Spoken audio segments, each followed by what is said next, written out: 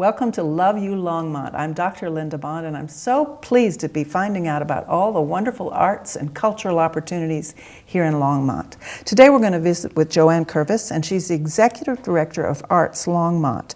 Joanne, why don't you just give us a history of what Arts Longmont is all about? Sure. Well, we are in our 32nd year as an arts organization. When we started way back when, it was started by volunteers and artists who wanted to have an organization in the city of Longmont that focused on arts and culture. We were deemed by the City Council as the official arts organization of Longmont, and we were started out as Longmont Council for the Arts. And then several years ago, when we went through a major strategic planning process in anticipation of our 30th year, we sent out like 352 surveys, with 192 responses. That's great. From the community. We did lots of interviews and focus groups, and one of the things we heard was people thought that we were a city entity because of our name, or the council was a private group, that it wasn't an open, organization. So we decided we were going to change our name to be more inclusive, and we thought, well, we do the arts, and we do them in Longmont. Right. Arts Longmont it is. Very good. Much easier to say. And you've worked in several different parts of it. Yes, yeah. So I've been with the organization since 2003. I've been executive director since 2008. And we have many programs in the visual and performing arts. Our longest running program is in the St. Vrain Valley School District as our arts education programming. That's wonderful. Yeah, so we've done artists in residence for 32 years in the schools. And now we've expanded our programming there to include smaller programming like Artists Express, and we do a district art awards as well. I think I don't quite understand about members and sponsors. So we serve several different populations with our organization. So one of our populations is our artists, so both visual and performing. So we have membership. So artists become members of our organization, and then they're invited to our quarterly artist socials. They get on our artist opportunities email called ArtOp. So they learn about grant opportunities, exhibition opportunities, anything that might serve them as an artist, as well as being able to put their classes and exhibitions in our calendar in our magazine. And then we have we call them our supporters. So that's any individual who wants to donate their time, money, or services, and then all the way up to businesses who help support our programming, whether they do, a $250 sponsorship all the way on up. Wow. Those Yes. all the way up are fun. Oh, aren't they? yes. I always say that we accept donations from 1 penny to 1 million. I'm still waiting on my 1 million donation. You've gotten the penny, right? Yeah, I've gotten the penny. So we're just waiting patiently. That's cute. Well, I know a lot of people have seen the Arts Longmont magazine. Yes. You're making some changes, I understand. We are. So this magazine, I think we're in our 7th year with the magazine.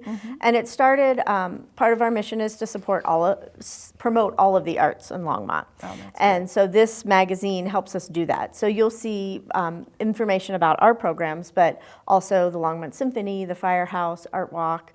Okay. We try to cover all of those different things. It's a beautiful publication, and it takes a lot of time and a lot of money. And the biggest part was, are enough people seeing it, for the amount of money and time that goes into it. Right. So we're transitioning to a digital format. Smart. Yeah, a mostly digital format, I should say. We're going to do one print publication a year, and the others will go out on a monthly basis, so we can be more timely with our promotion of other events and organizations, and be able to promote more artists, and really have a resource for the community. And that will come with our new website. We're in the process of redesigning that with Avocet Communications. So they took us on. They're one of our in-kind sponsors. How wonderful. Yes. And so they will be designing it, a new calendar that'll be a more comprehensive calendar, so that artists can post there, organizations can post there. It'll be a place for the community to come and find out what's going on in the arts in Longmont. There are so many things happening. Yes. Without some sort of a calendar, I don't think you would know where to go. I mean, there's just so much. You also have some events that specifically happen at Arts Longmont. What are those? Right. So obviously we have the Arts Longmont Gallery at 356 Main Street. We have events every second Friday. So we're open for those events, and then the exhibitions typically run every 2 months. And along those, we're this year going to be doing some new community events in the space to really activate it, and wanting to open up our space and use it more. We have it, so we want to be able to use it. So we'll be doing a special event on May 4th and 5th that will be a jewelry trunk show and miniature art sale. So getting ready for Mother's Day and graduation, we're going to be the place to come. Because it is wonderful to be an artist, but it's also nice to make a living with art, and that's sometimes hard without an organization. Right, and I think, that's the part, some people don't understand, like, oh, well, they make their art, they're happy. But it's part of the creative process is to sell the work, because if they don't sell the work, then how do they make that next piece? And, there are people that make a living at this, so they need to be able to sell their work so they can make a living.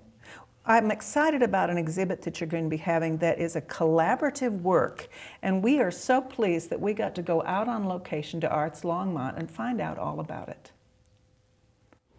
This is Diane Martonis, and she's part of the exhibit called What Unfolds at Arts Longmont. Now, what does that title mean? Well, this exhibit is focusing a lot on paper, paper and the written word. So kind of the old school writing on paper.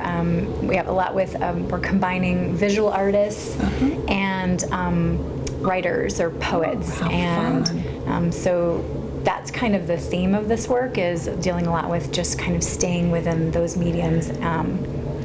You are the first paper artist I've ever known. Oh. What an honor. So tell us about your art, what you're going to be exhibiting here during that. Right, well, I can give you a little sneak preview, because part of the nature of the exhibit is that I'll create something, and then a writer will respond to my work with poetry, and then an artist will respond to his written work.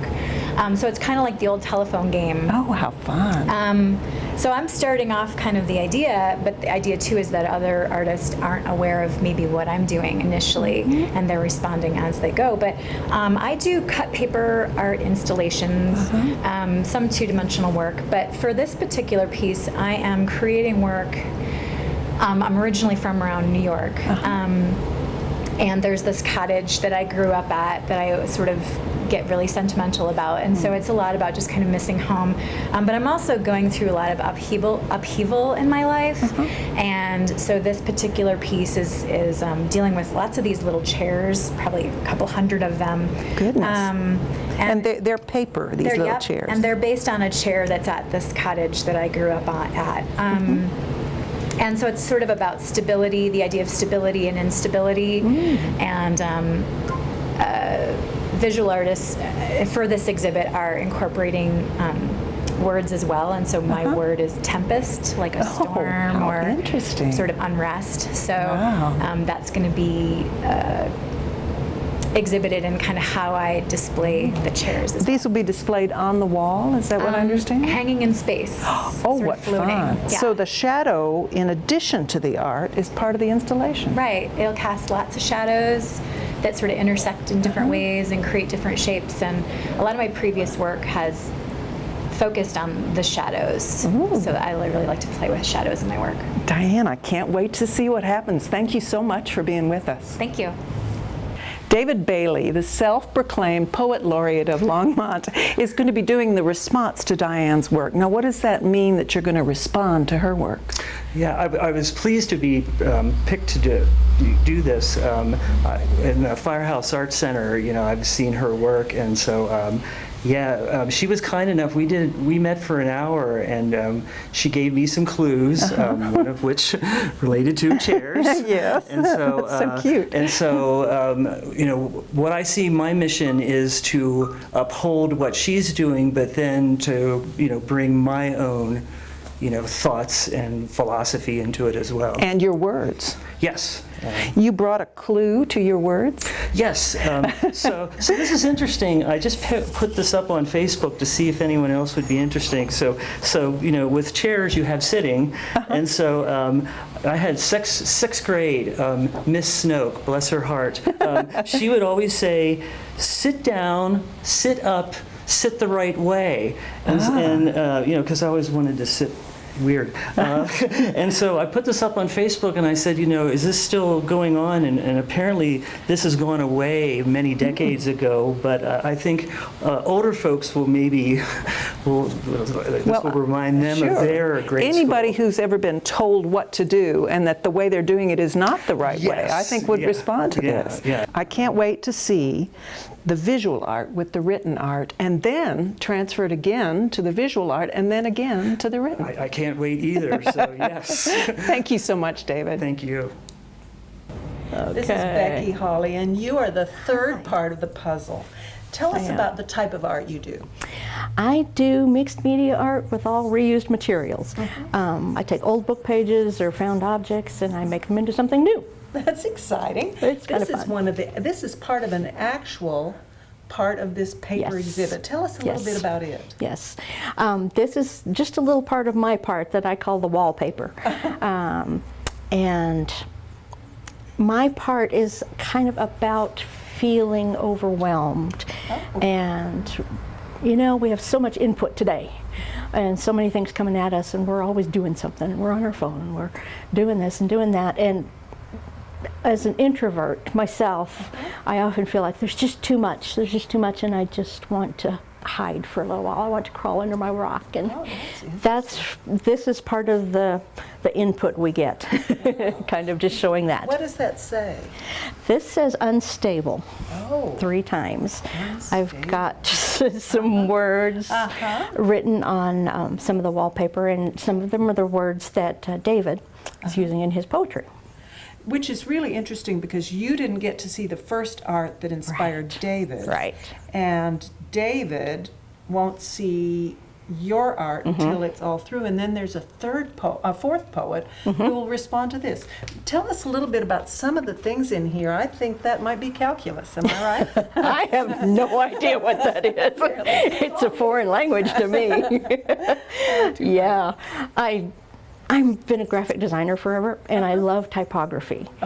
And just the different ways we communicate. There's a lot of different languages in here, some Asian, Braille even, which is kind of its own thing. And I love the texture of papers and Braille, and the languages just fascinate me, and music, and just the way it all looks is a visual, I don't know, it's just cool. Becky, thank you so much for being with us. I can't wait to see the entire exhibit. Oh, thanks. We appreciate you being here. Thanks. Marge Hahn is the final piece of the puzzle of this wonderful exhibit. Now, how did this idea come about? Joanne reminds me that we were both at an event in the area. She was a panel member and I was in the audience, and I probably asked something about how visual artists work, and how I always want to learn from visual artists as a writer. I find that I learn more from visual artists about how to expand my writing practice than I learn from other writers, actually. But the work of a visual artist is very different from a poet. Yeah, so what I learned from visual artists is that they relate to positive and negative space with equal weight. So a painter knows that this is as much the painting of the body as this is. So I said, well, how is silence, if I speak a poem, and white space on the page if I write a poem, how are those equally weighted with my words and with the content that the words deliver? So I just have more consciousness that language is a medium, and that art making is inquiring into the medium. What can language do and not do against white space, against silence? So I'm less committed or faithful to what I have to say, but how am I saying it? Now, you're only going to know what the artist in front of you creates. That's right. You won't know 2 steps backwards. That's right. Yeah. So how do you deal with that? You know, I really just go instinctively. I don't even try to comprehend everything that visual artist was doing. I find the piece that has an emotional hook for me, and I just go with that. And that's where I follow the emotional impulse, but then structurally, I see how I can use some of the components of her piece to actually derail what I thought I wanted to say. Oh, wow, interesting. Interesting. And so that's when I get more deliberate. I let the emotional impulse be the driver, but I also be the craftsperson. And that's how I'm doing it. I cannot wait to see what you do. Thank you so much for being with us. Thank you. That was really interesting. I love the way those artists and writers work together. How much fun is that? You also have Friday afternoon concerts. How do you pick artists and performers for that?